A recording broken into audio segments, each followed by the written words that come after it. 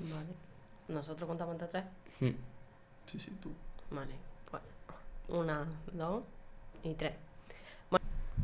La inmigración, a grandes rasgos, nos da pie a muchos acuerdos diplomáticos que repercuten en un beneficio directo a España en diferentes planos, como pueden ser estratégico, económico, incluso burocrático.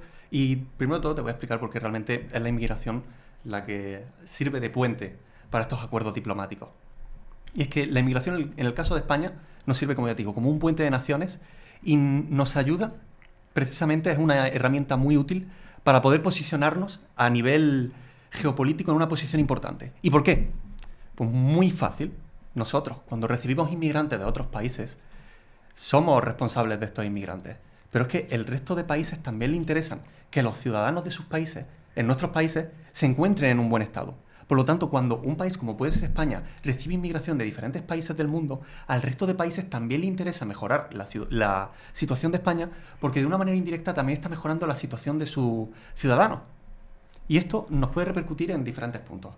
Si quieres te voy a empezar hablando en un punto estratégico, y es que a nivel estratégico, gracias a la inmigración, se pueden firmar muchos acuerdos migratorios que nos repercuten pues, en beneficios económicos. Te voy a poner un ejemplo muy sencillo con el que creo que lo vas a entender, o todos lo vamos a poder entender, y es el caso de la empresa Pescanova, que seguro que a muchos les suena. Es una empresa cuyo principal proveedor de pesca pues, se encontraba en el país de Namibia. Sí, de Namibia, perdón, que no quiero decirlo mal. Este era un país, pues bueno, que es de donde provienen los pescados de esta gran compañía. Sin embargo, este país tiene cláusulas bastante concretas y bastante especiales respecto a qué empresas pueden pescar pues, en su zona. Y podríamos decir que son bastante tiquismiquis. Y cuando una empresa se sienta a intentar negociar con este país, nunca llega a un acuerdo porque tiene unas cláusulas bastante restrictivas. ¿Qué es lo que pasa? Que gracias a que nosotros hemos recibido gran parte de inmigración de este país, hemos podido sentarnos a la mesa, no solamente esta empresa Pescanova y el país en cuestión, sino que también entra el gobierno de España. ¿Por qué? Porque ahora tenemos ciudadanos de este país. Y si a este país le interesa que España le dé un trato adecuado y le dé un buen trato a sus ciudadanos, le dé beneficios, le pueda aportar ciertos beneficios indirectos, pues le interesa mejorar la situación del país de España. Por lo tanto, gracias al Plan África, que es un plan que hay con muchos países africanos, dentro de este punto concreto, pues se permitió y se hicieron unas cláusulas mucho más flexibles para que la empresa Pescanova pudiera pues, pescar en el territorio de este país. Y claro, es una cláusula y es un territorio exclusivo que tiene esta empresa y que le permite pues, tener una ventaja frente a un montón de otras empresas del resto de países de Europa. Me parece muy interesante el caso que has expuesto de Namibia con este ejemplo y creo que refleja muy bien cómo al final la inmigración también puede ser objeto de debate en el terreno internacional. Pero me gustaría también aclarar que muchas veces no es un acuerdo por partes iguales, sino que, por desgracia, se termina derivando en un chantaje o una situación parecida.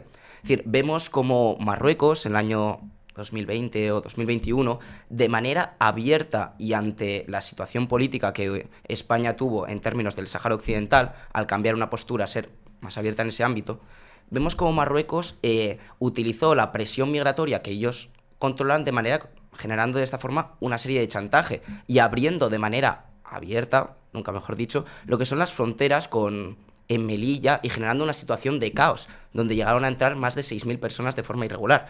Viendo como, por lo tanto, sí que es verdad que pueden derivarse en acuerdos que favorecen al entorno de todos, pero por desgracia también son herramientas de chantaje para que terminemos recurrando y no tengamos toda esta soberanía plena, tal y como nos gustaría.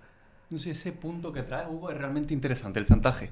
Y la verdad que no podríamos... El chantaje es un arma geopolítica que existe en todo tipo de ámbitos. No necesariamente se puede chantajear utilizando la inmigración, es verdad que existe, pero perfectamente el gas que nos proviene de Marruecos también puede encerrarnos el gas y causarnos una crisis económica mediante otro tipo diferente de chantaje. Por lo tanto, el chantaje es algo que siempre va a existir.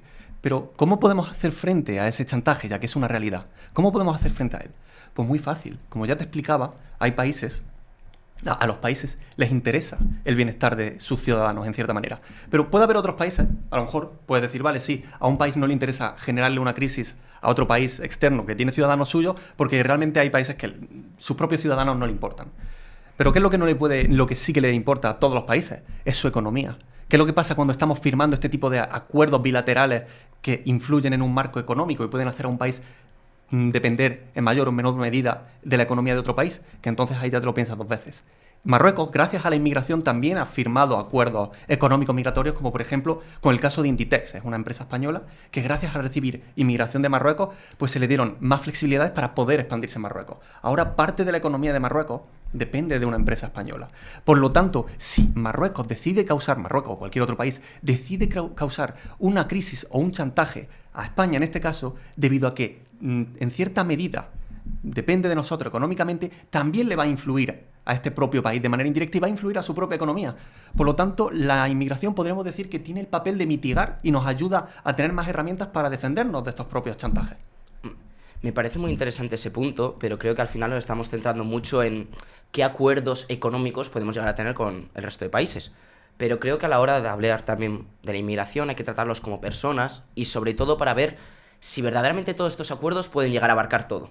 Es decir, al final yo personalmente estudio Derecho y sé que la ley o todos los acuerdos que se firman son muy importantes, pero hay que ver si en la realidad se termina repercutiendo y verdaderamente pueden llegar a proteger a estas personas. ¿Por qué lo digo?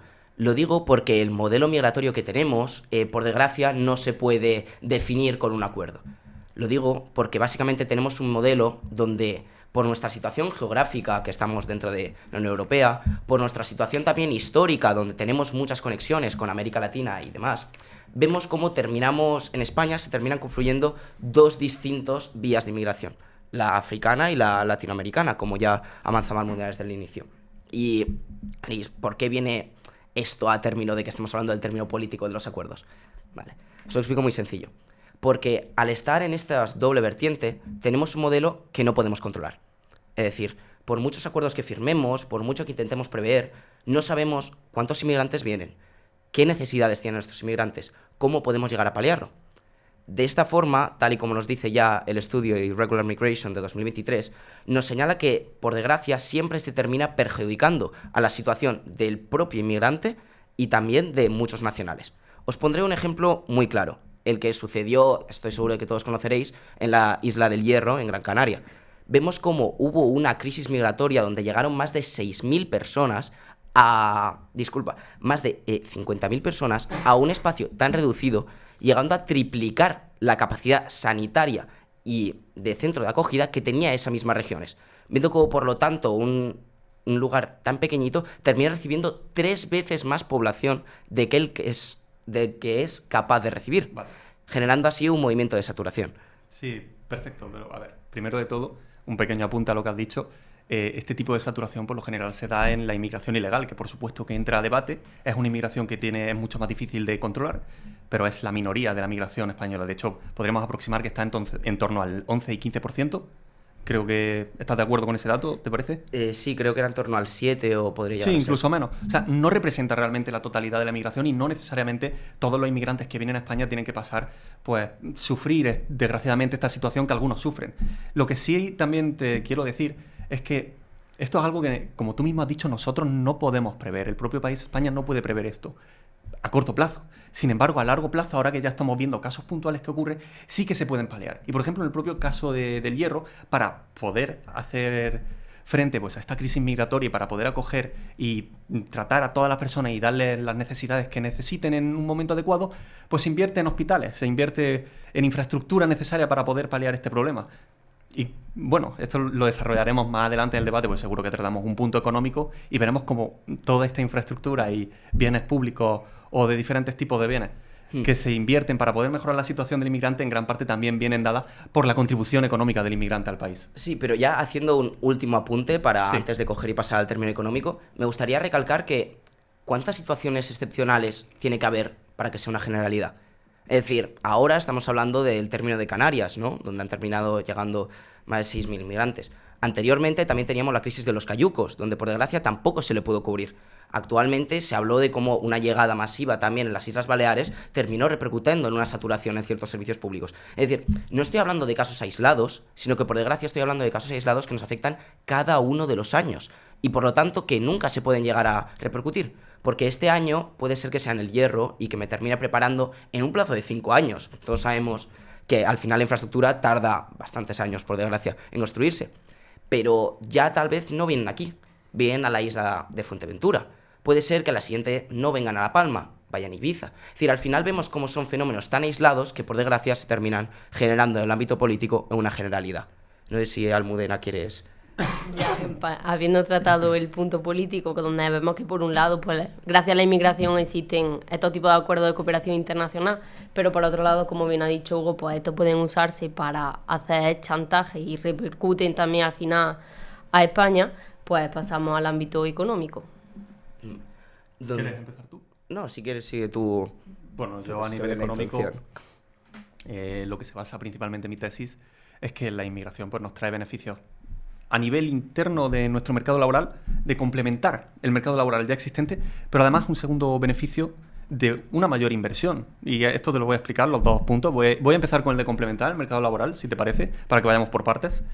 Primeramente, es un hecho que en España existe una falta de mano de obra estructural, que esto no lo digo yo, lo dice el propio Banco de España. Existe una mano de obra en ciertos sectores, que especialmente son los sectores, pues, como sector de construcción, sector servicios, que en su mayoría España, el PIB español, aproximadamente el 80% del PIB depende de estos sectores.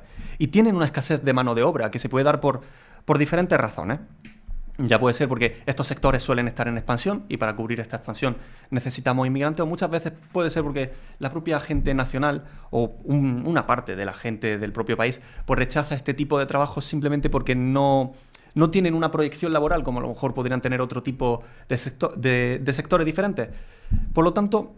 Sí, pero disculpa, sí, Alejandro, sí, dime. te corte, pero creo que este punto es importante. Es decir, al final, ¿no ves problemático que terminemos derivando un sector que los nacionales no quieren hacer por cierto tipo de circunstancias que son objetivas? Es decir, hablamos de precariedad, de una gran alta tasa de temporalidad, de en muchos casos situaciones irregulares. Es decir, ¿no es preocupante que en vez de pensar cómo debemos mejorar este tipo de sectores, directamente lo estemos derivando a unas personas que vienen en situación vulnerable? Vamos a ver, aquí no te estoy hablando de que, principalmente, yo no te he hablado de precariedad, es verdad que estos sectores son precarios. En España en general, ¿vale? Esto es completamente ajeno a la inmigración. En España existe un problema de precariedad en todos los sectores. Hay estudios como, por ejemplo, creo que era el informe GEM, si mal no me equivoco, que analiza la alta temporalidad, en este caso, en todos los sectores de España, y un ingeniero o un médico español tiene mucha más precariedad que un ingeniero o un médico en Dinamarca, por ejemplo, o en otros países de Europa. Es un problema estructural de España la precariedad. Sí. Y por supuesto que los inmigrantes pues, van a tener que sufrir esta precariedad, al igual que la sufrimos los españoles. Sin embargo, ellos no son el principal causante de la precariedad. Por lo tanto, tampoco podemos pedirle a los inmigrantes que vienen en situación de vulnerabilidad y vienen de situaciones mucho peores en sus países, que solucionen un problema que es estructural del país. Esto, en todo caso, será cargo del gobierno o de las empresas de solucionar este problema, pero desde luego que no será del inmigrante.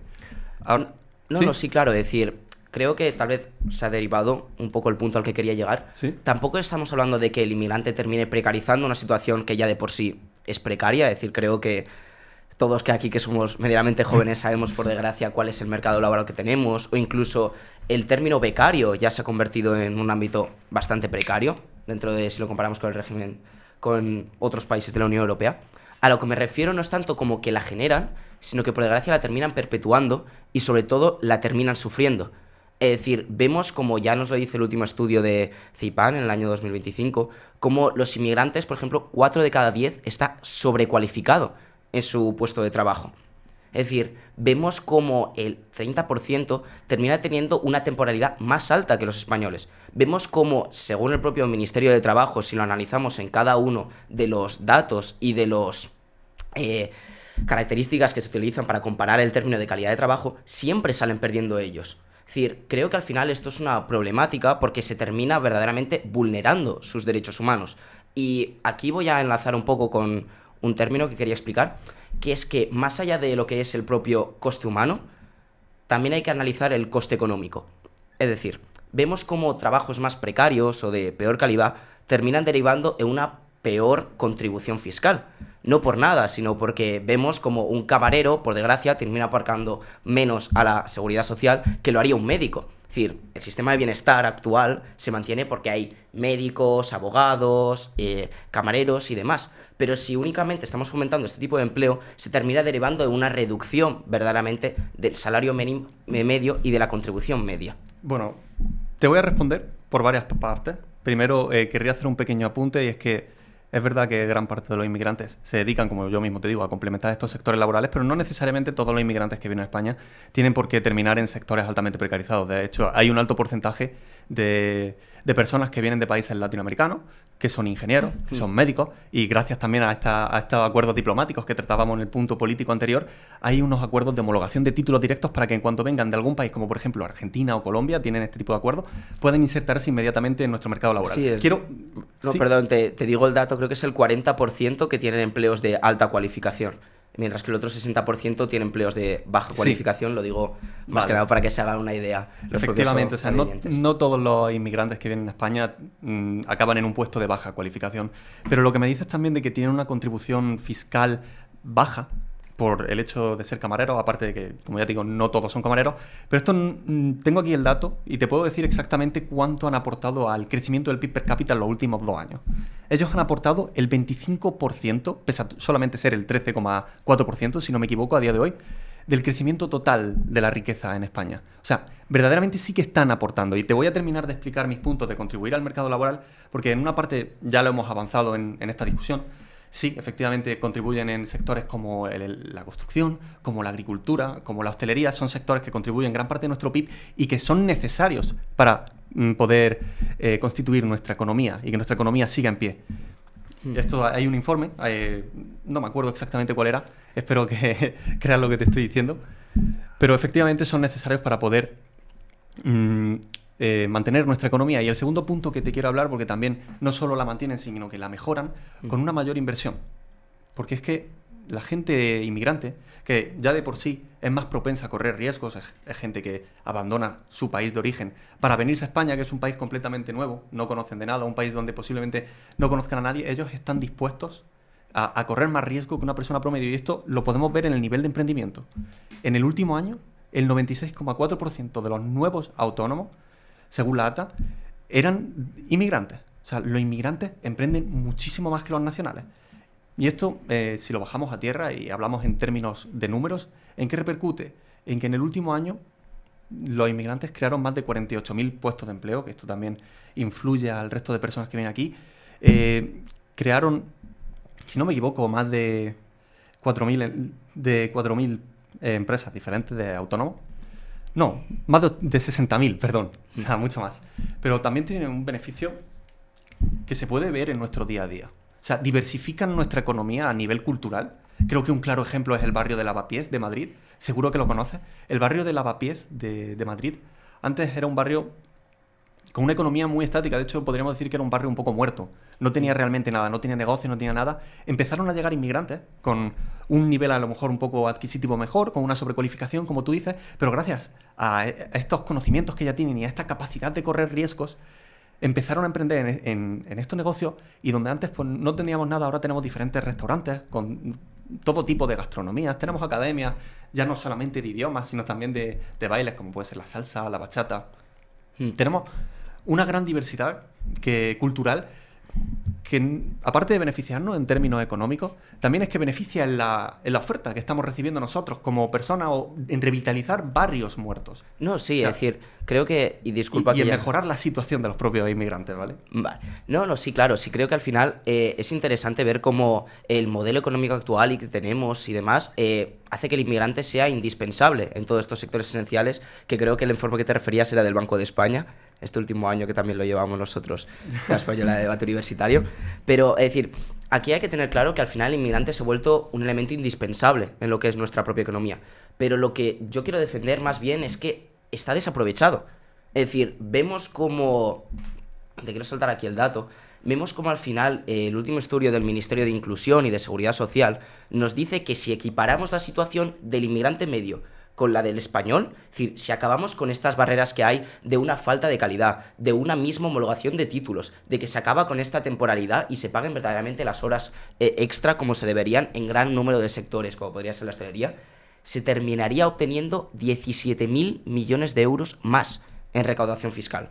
Es decir, vemos como, para que os hagáis una idea, es lo equivalente a lo que reciben todos los ayuntamientos de España, si vemos los presupuestos estatales del BOE. Es decir, creo que es una herramienta económica esencial pero que por desgracia está siendo muy desaprovechada. Y terminamos que nos termine sumando uno, cuando nos podría verdaderamente solucionar muchas problemáticas económicas que tenemos hoy en día. Sí, pues bueno, si quieres hago un pequeño apunte y pasamos ya al siguiente punto. Es que sí, efectivamente me gustaría concluir, como tú dices, que sí, su situación pues puede ser que en ciertos puntos esté desaprovechada, desgraciadamente. Sin embargo, como tú efectivamente dices, la analogía de que suman uno, al sumar uno yo considero que esto ya está siendo un beneficio. Y a lo mejor hoy suman uno, pero mañana puede que sumen dos. Y pasado mañana tres. Esto ojalá. Pero depende, como te digo, al final del día esto depende también de cómo se trate la situación, pues desde el gobierno, cómo se proteja a estos trabajadores, cómo mejore intrínsecamente la situación económica del país para que cada vez podamos ofrecer pues mejores empleos, con mejor remuneración y una mejor calidad. Pero al final del día la pregunta que aquí nos incumbe, que es si la inmigración beneficiosa, yo creo que en el punto económico definitivamente, aunque podría aportar 10, está aportando 7 y eso ya sigue siendo más que restar 10. Dicho esto, creo que podemos pasar a otro punto. Sí. Bueno, muchas gracias a los dos. Bueno, como habéis visto, aparte de lo económico, pues donde básicamente hemos visto que nos ayudan a mantener la economía ocupando estos puestos de trabajo, aunque bueno, como bien ha dicho Hugo, pues son precarios y esto conlleva cierto coste, como bien ambos han dicho. Tenemos un tercer ámbito que es el social. Sí, es decir, al final vemos cómo la situación en la cual está derivando en el ámbito social la inmigración es que, por desgracia, se está creando una narrativa que, ojo, que lo criminaliza. Y me voy a detener un poco en este punto para explicarlo verdaderamente bien y que no se termine derivando en una mala información. Es decir, vemos como al final la llegada de inmigrantes y el modelo en el cual estamos derivando, donde se termina perjudiciando en gran número de ámbitos sociales, termina haciendo que varios partidos políticos, desde diferentes vertientes o sobre todo ciertos ámbitos o ciertas ideologías, terminen adjudicando a la inmigración problemáticas sociales a ellos, en vez de preguntarnos verdaderamente por qué surgen. Me refiero, por ejemplo, al tema del desempleo juvenil, de cierto tipo de dinámicas. Me refiero también al término de la criminalidad, donde en vez de preguntarnos por si ha podido llegar a aumentar en general o en ciertos ámbitos, directamente se lo terminamos adjudicando a este tipo de colectivo. Es decir, creo que, y tal y como nos dice el estudio de Target en 2024, se está derivando una narrativa social donde se le criminaliza y se le apunta directamente al inmigrante. Y esto termina derivando sobre todo en una conflictividad, en una falta de cohesión. Porque noticias que hasta ahora podrían llegar a abarcar a todos, las únicamente terminamos enfocándolas en una única tipo de persona, como podría ser el inmigrante.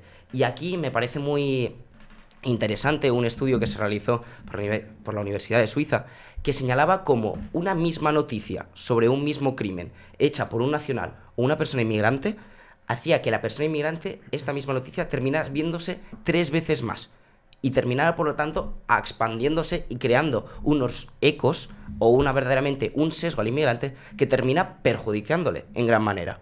No sé qué opinarás, Alejandro. Sí, bueno, ¿cómo exactamente le perjudica? Me gustaría también profundizar en eso. Y antes de que profundice, que por supuesto me interesa mucho, pero querría hacerte un pequeño apunte. Y es que sí, es cierto que la inmigración puede generar cierta... Más bien, hay diferentes agentes que pueden utilizar la inmigración como un arma para generar crispación.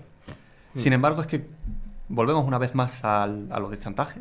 Como te decía antes, al igual que cualquier tipo de herramienta se puede utilizar para generar chantaje, también se puede utilizar cualquier tipo de herramienta para generar crispación y cualquier tipo de conflicto bélico que pueda haber en el mundo. Creo que lo podemos ver recientemente con el tema de Israel y Palestina. Creo que es un buen ejemplo que se utiliza también para generar crispación.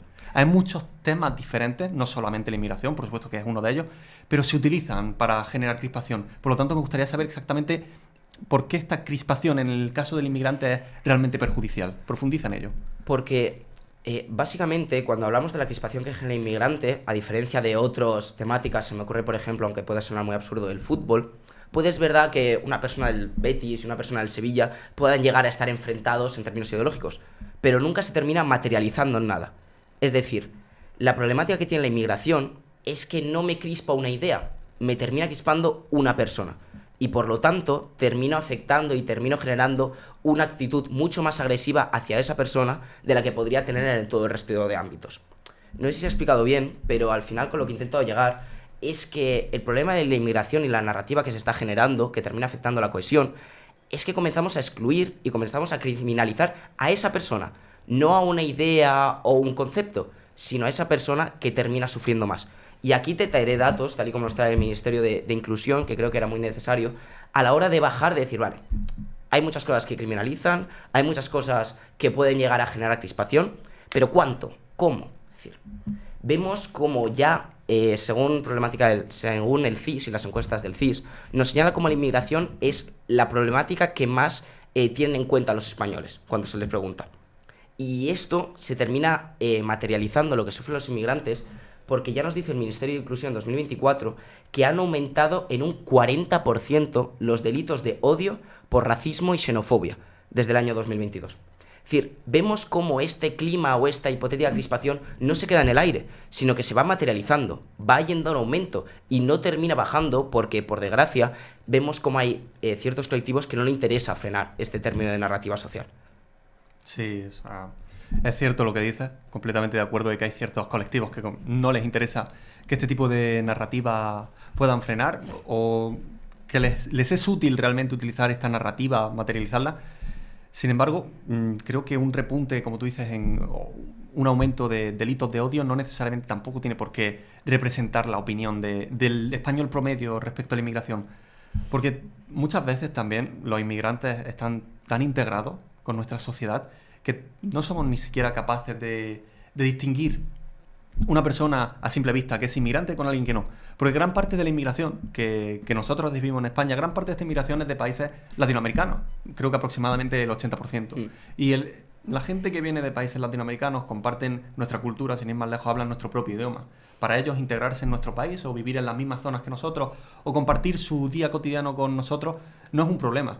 De hecho, cuando se habla de racismo y la gente que nos esté oyendo, posiblemente cuando escucha esta crispación, este racismo y tal vez esta xenofobia, estoy seguro de que mayormente lo asocian con la inmigración que recibimos pues de África del Norte. Por lo general se suele hacer más bombo en esa, pero yo al menos en mi día a día no suelo ver no se suele utilizar como arma de ciertos colectivos para criminalizar aquella inmigración que venga de países latinoamericanos. Por lo tanto, realmente se criminaliza un sector muy específico de la inmigración, que por supuesto es un problema. No creo que esta crispación y esta criminalidad que se hace a ciertos colectivos represente en su totalidad el colectivo, en lo más absoluto, pero no es algo que realmente repercuta en la mayoría de inmigrantes de nuestro país, ni es algo que a la persona promedio pueda palpar en su día a día, a diferencia de todos los beneficios que hemos ido trayendo a lo largo de este debate. Sí, es decir, a ver, entiendo el punto de que al final siempre se termina enfocando en cierto ámbito, pero creo que de manera indirecta termina repercutiendo en el resto. Es decir, creo que ya meramente el hecho de ser inmigrante, por desgracia, termina repercutiendo y termina afectando gravemente. Es decir, vemos como al final cuando hablamos de mayores índices de racismo o de xenofobia, afectan a ambos sectores de la población. Y ojo, no estoy diciendo que únicamente... No estoy diciendo, por ende, que toda la gran mayoría de la población termine pensando de esta forma. Lo que estoy diciendo es que se están generando posturas cada vez más extremas en torno a un término que debería aplicarse de esta forma.